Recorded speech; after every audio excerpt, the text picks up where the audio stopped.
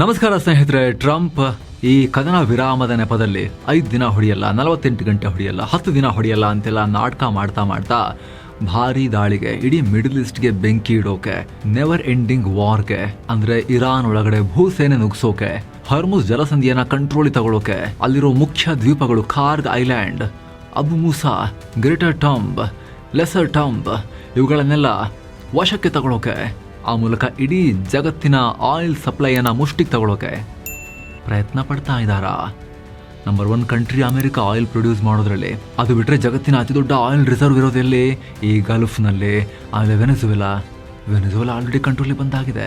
ಈಗ ಇಡೀ ಗಲ್ಫನ್ನ, ಆ ಹೊರ್ಮುಸ್ ಜಲಸಂಧಿಯನ್ನ ಕೈಗೆ ತಗೊಳ್ಳೋಕೆ, ಆಮೇಲೆ ಜಗತ್ತನ್ನ ಹಿಡಿದು ಅಲುಗಾಡಿಸೋಕೆ ಟ್ರಂಪ್ ರೆಡಿ ಆಗ್ತಾ ಇದ್ದಾರಾ. 7,000 ಸೈನಿಕರನ್ನ ಕಳಿಸಿರೋದು ಯಾಕೆ? ಮತ್ತೆ 10,000 ಸೈನಿಕರನ್ನ ರೆಡಿ ಮಾಡ್ತಿರೋದು ಯಾಕೆ?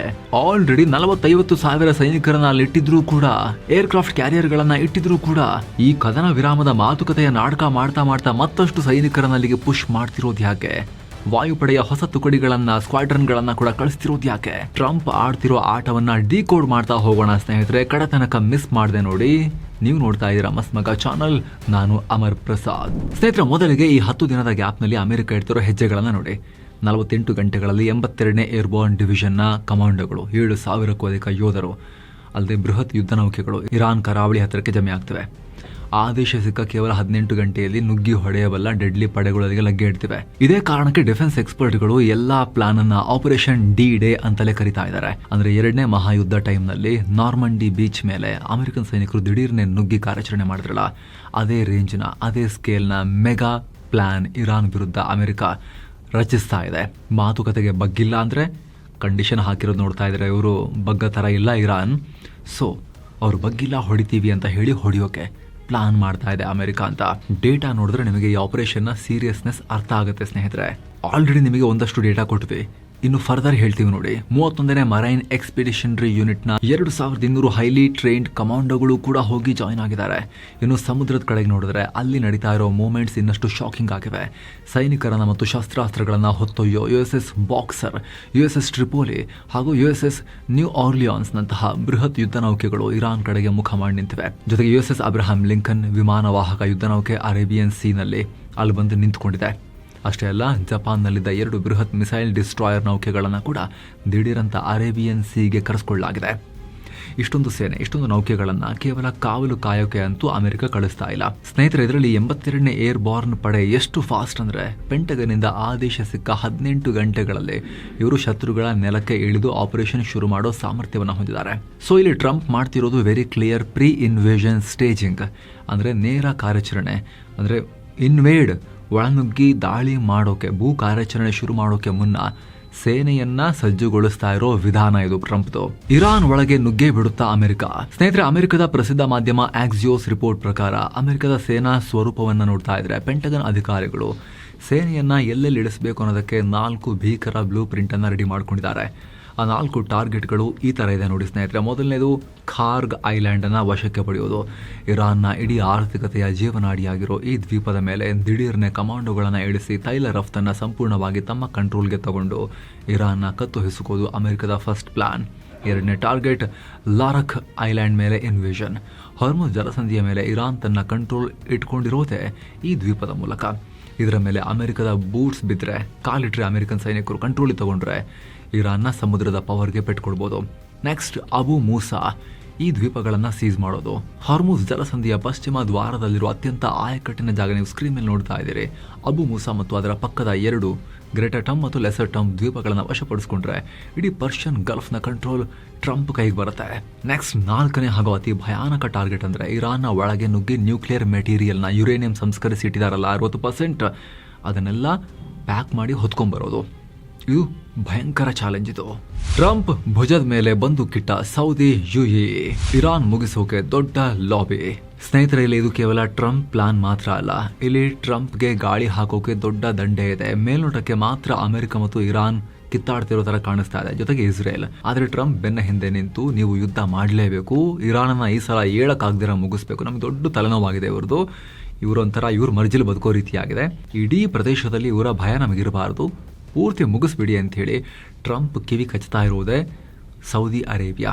ಮತ್ತು ಯುನೈಟೆಡ್ ಅರಬ್ ಎಮಿರೇಟ್ಸ್.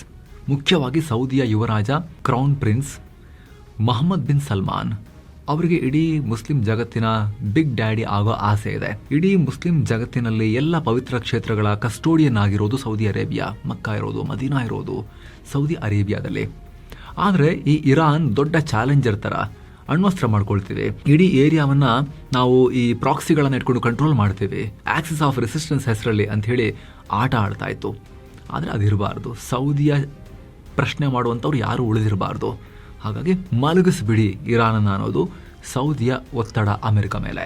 ಯಾವ ಲೆವೆಲ್ಗಂದ್ರೆ ಅಮೆರಿಕನ್ ಸೆನೆಟರ್ಗಳು ಮತ್ತು ಟ್ರಂಪ್ ಆಡಳಿತದ ಮೇಲೆ ಪ್ರೆಷರ್ ಹಾಕೋಕೆ ಸೌದಿ ಅರೇಬಿಯಾ ಕೋಟ್ಯಂತರ ಡಾಲರ್ ಹಣವನ್ನ ಅಮೆರಿಕದ ಬೃಹತ್ ಲಾಬಿ ಗ್ರೂಪ್ಸ್ ಮೂಲಕ ಸುರಿತಾನೆ ಇದೆ. ಬಿಡಬಾರ್ದು ಈ ಸಲ ಇರಾನನ್ನ ಅಂತ ಹೇಳಿ. ಜೊತೆಗೆ UAE ನಿಂದ ಬಂದಿರೋ ಪೋಸ್ಟ್ ನೋಡಿದ್ರೆ ನೀವು ದಂಗಾಗಿ ಹೋಗ್ತೀರಾ. UAE ನ ಪ್ರಮುಖ ಜಿಯೋ ಸ್ಟ್ರಾಟಜಿಸ್ಟ್ ಅಮ್ಜದ್ ತಾಹಾ ಮಾಡಿರೋ ಒಂದು ಪೋಸ್ಟ್ ಇದೆ. ಈ ಪೋಸ್ಟ್ ಜಗತ್ತಿನಾದ್ಯಂತ ಭಾರಿ ಸಂಚಲನಕ್ಕೆ ಕಾರಣ ಆಗಿದೆ. ಅಹಮದ್ ತಾಹಾ ತಮ್ಮ ಪೋಸ್ಟ್ನಲ್ಲಿ ಟ್ರಂಪ್ಗೆ ನೇರವಾಗಿ ಒಂದು ಮೆಸೇಜ್ ಪಾಸ್ ಮಾಡಿದ್ದಾರೆ. You don't negotiate with terror, you end it ಅಂತ. ಟ್ರಂಪ್ ಏನು ನೆಗೋಸಿಯೇಟ್ ಮಾಡ್ತೀರಾ ಇರಾನ್ ಜೊತೆಗೆ? ಅವರೊಟ್ಟಿಗೆ ಯಾರು ಮಾತಾಡೋದಿಲ್ಲ. ಅವ್ರನ್ನ ಬೇರು ಸಹಿತ ಕಿತ್ತ ಹಾಕಬೇಕು, ಮುಗಿಸ್ಬೇಕು. UAE ತನ್ನ ನಿಲುವಿಗೆ ಕಮಿಟ್ ಆಗಿದೆ, ಹಿಂಗೆ ಆಗಬೇಕು ಅಂತ ಸ್ಫೋಟಕ ಹೇಳಿಕೆ ಕೊಟ್ಟಿದ್ದಾರೆ. ಅಲ್ಲದೆ ಇರಾನ್ ಮೇಲಿನ ಯುದ್ಧಕ್ಕೆ ಖಂಡನೆ ವ್ಯಕ್ತಪಡಿಸಿರೋ ಯುರೋಪಿಯನ್ ರಾಷ್ಟ್ರಗಳಿಗೆ ಕ್ಲಾಸ್ ತಗೊಂಡಿದ್ದಾರೆ. ಅವರು ಏನು ಹೇಳಿದ್ದಾರೆ ಗೊತ್ತಾ? ಜರ್ಮನಿ, ಬ್ರಿಟನ್, ಸ್ಪೇನ್ ರಾಷ್ಟ್ರಗಳು ಡಿಪ್ಲೊಮ್ಯಾಟಿಕ್ ಸೊಲ್ಯೂಷನ್ ಹುಡುಕಿ ಅಂತ ಹೇಳಿ ನಮಗೆ ಬುದ್ಧಿ ಹೇಳ್ತಿದ್ದಾರೆ. ಹಾಗಿದ್ರೆ ಇಲ್ಲಿನ ಉಗ್ರಗಾಮಿಗಳನ್ನು ನಿಮ್ಮ ನೇಬರ್ ಮಾಡ್ಕೊಳ್ಳಿ, ಅವರಿಗೂ ನಿಮ್ಮ ನಾಗರಿಕತ್ವ ಕೊಟ್ಟು ಅವರನ್ನ ಸಾಕಿ, ಅವರೆಲ್ಲ ನಿಮ್ಮವರೇ ಅಂಥೇಳಿ ಆಕ್ರೋಶ ಹೊರ ಹಾಕಿದ್ದಾರೆ. ಅಂದರೆ ಇರಾನ್ ಸಾಕಿರೋ ಉಗ್ರಗಾಮಿಗಳನ್ನು ನೀವು ತಗೊಂಡು ನಿಮ್ಮೊಳಗೆ ಬಿಟ್ಕೊಳ್ಳಿ, ಆಮೇಲೆ ನಮಗೆ ಬುದ್ಧಿ ಹೇಳಿ, ಸುಮ್ಮನೆ ಉಪದೇಶ ಮಾಡ್ತೀರಾ ಅಂಥೇಳಿ ಯಾರೆಲ್ಲ ಕಾರ್ಯಾಚರಣೆ ಟೀಕಿಸಿದ್ರು ಯುರೋಪಿನ ಶ್ರೀಮಂತರು, ಅವರಿಗೆ ಯುನೈಟೆಡ್ ಅರಬ್ ಎಮಿರೇಟ್ಸ್ ಬೈತಾ ಇದೆ, ನಿಮಗೆ ಬುದ್ಧಿ ಇಲ್ಲ ಅಂಥೇಳಿ, ಇರಾನಿಗೆ ಹೊಡಿಬೇಕ್ರಿ ಅಂತ ಹೇಳ್ತಾ ಇದ್ದಾರೆ. ಈ ಅಬ್ರಾಹಂ ತಾಹಾ ಇದ್ದಾರಲ್ಲ, ಸಾಮಾನ್ಯ ವ್ಯಕ್ತಿಯಲ್ಲ. ಯುನೈಟೆಡ್ ಅರಬ್ ಎಮಿರೇಟ್ಸ್ನ ಫಾರಿನ್ ಪಾಲಿಸಿ ಮೇಲೆ ಸಿಕ್ಕಾಪಟ್ಟೆ ಪ್ರಭಾವ ಹೊಂದಿರೋ ವ್ಯಕ್ತಿ ಇವರು. ಅಲ್ಲದೆ UAE, ಇಸ್ರೇಲ್, ಅಬ್ರಹಾಂ ಅಕಾರ್ಡ್ಗೆ ಸೇರಿದು ನಿಮಗೆ ಗೊತ್ತಿರ್ಬೋದು. ಅದರಲ್ಲೂ ಕೂಡ ಈ ವ್ಯಕ್ತಿಯ ಪಾತ್ರ ತುಂಬಾ ದೊಡ್ಡದಿದೆ ಡಿಪ್ಲೊಮಸಿಯಲ್ಲಿ. ಅಂತ ವ್ಯಕ್ತಿ ಈ ತರ ಹೇಳಿಕೆ ಕೊಟ್ಟಿದ್ದಾರೆ. ಅಮೆರಿಕ ದಾರಿ ಅಷ್ಟು ಸುಲಭ ಇದೆಯಾ ಸ್ನೇಹಿತರೆ? ರೋಮಾಂಚಕವಾಗಿ ಫಿಲ್ಮಿಯಾಗಿ ಕಾಣಿಸ್ತಿರ್ಬೋದು ಇದು ಆನ್ ಪೇಪರ್. ಆದ್ರೆ ವಾಸ್ತವದಲ್ಲಿ ಅಮೆರಿಕ ಸೇನೆಗೆ ದೊಡ್ಡ ನೈಟ್ ಮೇರ್ ಚಾಲೆಂಜ್. 2003ರಲ್ಲಿ ಅಮೆರಿಕ ಮತ್ತು ಬ್ರಿಟನ್ ಸೇನೆ ಸೇರ್ಕೊಂಡು ಇರಾಕ್ ಮೇಲೆ ದಾಳಿ ಮಾಡಿದಾಗ ಬಳಸಿದ್ದು ಕೇವಲ 1,25,000 ಸೈನಿಕರನ್ನ. ಆದರೆ ಇರಾನ್ ಕತೆ ಹಂಗಾಗಲ್ವೇ? ಇರಾನ್ ಮೇಲೆ ಪೂರ್ಣ ಪ್ರಮಾಣದ ಗ್ರೌಂಡ್ ಆಪರೇಷನ್ ಶುರು ಮಾಡಬೇಕು ಅಂದ್ರೆ ಅಮೆರಿಕಾಗೆ ಕನಿಷ್ಠ 5 ಲಕ್ಷದಿಂದ 10 ಲಕ್ಷ ಸೈನಿಕರು ಬೇಕಾಗ್ತಾರೆ. ಅಷ್ಟು ದೊಡ್ಡ ಕಂಟ್ರಿಯನ್ನ ಕಂಟ್ರೋಲ್ ಮಾಡಬೇಕು ಅಂತ ಹೇಳಿದ್ರೆ ಅಮೆರಿಕ ಕಳಿಸಿರೋ ಸೈನಿಕರು ಇನ್ನಷ್ಟು ಕಳಿಸಬೇಕಾಗತ್ತೆ. ಎಲ್ಲಾ ಮಿತ್ರರು ಸೇನೆಯನ್ನ ಕೊಡಬೇಕಾಗತ್ತೆ. Saudi, UAE, Bahrain, Qatar, Kuwait ಅವರು ಕೂಡ ಸೇನೆಯನ್ನ ಕೊಡಬೇಕಾಗತ್ತೆ ಫೈಟ್ ಮಾಡಕ್ಕೆ. ಆ ಕಡೆ ಪಾಕಿಸ್ತಾನದ ಹೆಲ್ಪ್ ಕೂಡ ಬೇಕಾಗತ್ತೆ. ಒಟ್ನಲ್ಲಿ ಇರಾಕ್ ಯುದ್ಧ ಕಂಪೇರ್ ಮಾಡಿದ್ರೆ 4ರಿಂದ 8 ಪಟ್ಟು ದೊಡ್ಡ ಸೇನೆಯನ್ನ ಅಮೆರಿಕ ರೆಡಿ ಮಾಡಬೇಕಾಗತ್ತೆ. ಅದೇ ಕಾರಣಕ್ಕೆ ಸ್ನೇಹಿತರೆ ಅಮೆರಿಕ ದೊಡ್ಡ ಪ್ರಮಾಣದಲ್ಲಿ ಮಿಲಿಟರಿ ಜಮಾವಣೆ ಮಾಡ್ತಾ ಇದೆ. ಈ ಜಮಾವಣೆಯ ಕೋರ್ ಅಥವಾ ಪ್ರಮುಖ ಪ್ರಹಾರದ ಶಕ್ತಿಯಾಗಿ ಅಮೆರಿಕದ ಸೈನಿಕರು, ಕಮಾಂಡೋಗಳು, ಹೈಲಿ ಟ್ರೈನ್ಡ್ ವಾರ್ಫೇರ್ ಸ್ಪೆಷಲಿಸ್ಟ್ಗಳು ಇವರೆಲ್ಲ ಇದರ ಕೋರ್ ಆಗಿರ್ತಾರೆ. ಹಾಗೆ ಅಮೆರಿಕದ ವಾಯುಪಡೆ ಕೂಡ ಏರ್ ಸಪೋರ್ಟ್ ಕೊಡುತ್ತೆ, ನೌಕಾಪಡೆ ಕೂಡ ಇರುತ್ತೆ, ಏರ್ಕ್ರಾಫ್ಟ್ ಕ್ಯಾರಿಯರ್ಗಳಿರ್ತವೆ, ಎಲ್ಲ ಇರುತ್ತೆ. ಜೊತೆಗೆ ಅದರ ಹೊರ ಲೇಯರ್ಗಳಲ್ಲಿ ಸೌದಿಯ ಸೇನೆ, UAE ಸೇನೆ ಹಾಗೂ ಉಳಿದ ಅರಬ್ ರಾಷ್ಟ್ರಗಳ ಸೇನೆ ಹಾಗೂ ಕದ್ದು ಮುಚ್ಚಿ ಕಳ್ಳಾಟ ಆಡಿ ಹಿಂಬಾಗಿಲಿನ ಸಪೋರ್ಟ್ ಕೊಡಕ್ಕೆ ಆ ಕಡೆ ಮುನೀರಾ ಇವರೆಲ್ಲರನ್ನ ಇಟ್ಕೊಂಡು ಅಮೆರಿಕ ನುಗ್ಗೋಕೆ ಪ್ಲಾನ್ ಮಾಡ್ತಾ ಇರೋದು. ಸ್ನೇಹಿತರೆ, ವೈಸ್ ಪ್ರೆಸಿಡೆಂಟ್ JD ವ್ಯಾನ್ಸ್ ಅವರ ವೀಕೆಂಡ್ನಲ್ಲಿ ಪಾಕಿಸ್ತಾನ ಟ್ರಿಪ್ ಇದೆ ಅಂತ ಕೂಡ ಹೇಳಲಾಗ್ತಿದೆಯಲ್ಲ, ಅದೆಲ್ಲದೂ ಕೂಡ ಇದರ ಭಾಗದ ರೀತಿ ಕಾಣಿಸ್ತಾ ಇದೆ. ಜಾಗಗಳನ್ನು ನೋಡಿ. ಕತಾರ್ನಲ್ಲಿರೋ ಅಲ್ ಉದೈದ್ ಏರ್ ಬೇಸ್, ಇದು ಅಮೆರಿಕದ ಸೆಂಟ್ಕಾಮ್ನ ಹೆಡ್ ಕ್ವಾರ್ಟರ್ಸ್. ಇಲ್ಲಿ ಈಗ ಆಲ್ರೆಡಿ 10,000 ಸೈನಿಕರು ರೆಡಿ ಆಗಿದ್ದಾರೆ. ಇನ್ನು ಬಹ್ರೇನ್ನಲ್ಲಿ ಅಮೆರಿಕದ 5th ನೇವಲ್ ಫ್ಲೀಟ್ ಇದೆ. 7,000 ಅಧಿಕ ಸಿಬ್ಬಂದಿ ಅಲ್ಲಿದ್ದಾರೆ. ಇದರ ಜೊತೆಗೆ UAEನ ಅಲ್ ದಫ್ರಾ ಏರ್ಬೇಸ್ನಲ್ಲಿ ಡೆಡ್ಲಿ F-35ಗಳು ಮತ್ತು F-22 ರಾಪ್ಟರ್ ಯುದ್ಧ ವಿಮಾನಗಳಿವೆ. 3,500 ರಿಂದ 5,000 ಕಮಾಂಡೋಗಳು ಸ್ಟ್ಯಾಂಡ್ ಬೈ ಸ್ಟೇಟಸ್ ನಲ್ಲಿ ನಿಂತ್ಕೊಂಡಿದ್ದಾರೆ. ಇಷ್ಟೆಲ್ಲ ಇದ್ರೂ ಕೂಡ ಅಮೆರಿಕದಿರೋ ಚಾಲೆಂಜಸ್ ಏನು ಅಂತ ನಿಮಗೆ ಹೇಳಿಬಿಡ್ತೇವೆ. ಅಲ್ಲಿರೋ ಝಾಗ್ರೋಸ್ ಪರ್ವತ ಶ್ರೇಣಿ ಬರೋಬ್ಬರಿ 1,500 ಕಿಲೋಮೀಟರ್ ಉದ್ದಕ್ಕೆ ಚಾಚಿಕೊಂಡಿದೆ. ಇದರ ಎತ್ತರ 4,400 ಮೀಟರ್. ಇನ್ನು ಇರಾನ್ ರಾಜಧಾನಿ ಟೆಹರಾನ್ಗೆ ಅದಕ್ಕೂ ಪರ್ವತಗಳ ರಕ್ಷಣೆ ಇದೆ. ಆಲ್ಬೋಜ್ ಪರ್ವತಗಳು ಕಬ್ಬಿಣದ ಕವಚದಂತೆ ಕಾವಲು ಕಾಯ್ತಾ ನಿಂತ್ಕೊಂಡಿದ್ದಾವೆ. ಈ ಬೆಟ್ಟಗುಡ್ಡ ಮತ್ತು ಮರುಭೂಮಿಯ ಹೈಬ್ರಿಡ್ ಜಾಗದಲ್ಲಿ ಅಮೆರಿಕದ ಭಾರಿ ಆರ್ಮರ್ ವಾಹನಗಳು, ಟ್ಯಾಂಕರ್ಗಳು ವೇಗವಾಗಿ ನುಗ್ಗೋದು ತುಂಬಾ ಕಷ್ಟ. ಮುಂದಿನ ಟ್ರಂಪ್ ನಡೆ ಏನು ಸ್ನೇಹಿತರೆ? ಸದ್ಯಕ್ಕೆ ದೊಡ್ಡ ಪ್ರಮಾಣದಲ್ಲಿ ಭೂಸೇನೆ ನುಗ್ಸೋದು ಗ್ಯಾರಂಟಿ, ಇರಾನ್ ಅನ್ನ ಗ್ರೌಂಡ್ ಇನ್ವೇಷನ್ ಮಾಡೋದು ಗ್ಯಾರಂಟಿ ಅನ್ನೋ ತರದಲ್ಲಿ ಜಮಾವಣೆ ಮಾಡ್ತಾ ಇದ್ದಾರೆ, ಮೊಬಿಲೈಸೇಷನ್ ಮಾಡ್ತಾ ಇದ್ದಾರೆ. ಇರಾನ್ಗೆ 15 ಅಂಶಗಳ ಭಯಾನಕ ಕಂಡೀಷನ್ ಇಡಲಾಗಿದೆ. ಅದು ಯಾವುದೂ ಕೂಡ ಇರಾನ್ ಒಪ್ಕೊಳ್ಳೋ ತರ ಇಲ್ಲ. ಅದು ಒಪ್ಕೊಂಡ್ರೆ ಅವರು ದೇಶವನ್ನೇ ಅಮೆರಿಕಾಗೆ ಅಡ ಇಟ್ಟ ಹಾಗೆ. ಒಪ್ಕೊಳ್ಳಕ್ಕಾಗಬಾರ್ದು ಅಂತ ಕಂಡೀಷನ್ಗಳನ್ನೇ ಅಮೆರಿಕ ಇಟ್ಟಿದೆ. ಹಂಗೂ ಒಪ್ಕೊಂಡ್ರೆ ಅಮೆರಿಕಾಗೆ ಗೆಲುವೆ. ಅದು ಅಷ್ಟು ಕಠಿಣ ಕಂಡೀಷನ್ಸ್ ಇದೆ. ಒಂದು ವೇಳೆ ಇರಾನ್ ಒಪ್ಕೊಂಡಿಲ್ಲ ಅಂದ್ರೆ ಯುದ್ಧ ಮಾಡೋಕೆ ಅಮೆರಿಕ ಫುಲ್ ತಯಾರಿಯನ್ನ ನಡೆಸ್ತಾ ಇದೆ ನೆಲಕ್ಕಿಳಿದು ಯುದ್ಧ ಮಾಡೋಕೆ. ಆಗ ಇರಾನ್ ಕ್ಷಿಪಣಿಗಳನ್ನ ಸೌದಿ UAE ಮೇಲೆ ಇನ್ನಷ್ಟು ಜಾಸ್ತಿ ಹಾರಿಸುವ ಅಪಾಯ ಇದೆ. ಅವಾಗ ಅಗೇನ್ ಸ್ನೇಹಿತರೆ ಹೊರ್ಮುಸ್ ಬಿಕ್ಕಟ್ಟು ಇನ್ನಷ್ಟು ಮುಂದುವರಿಬಹುದು.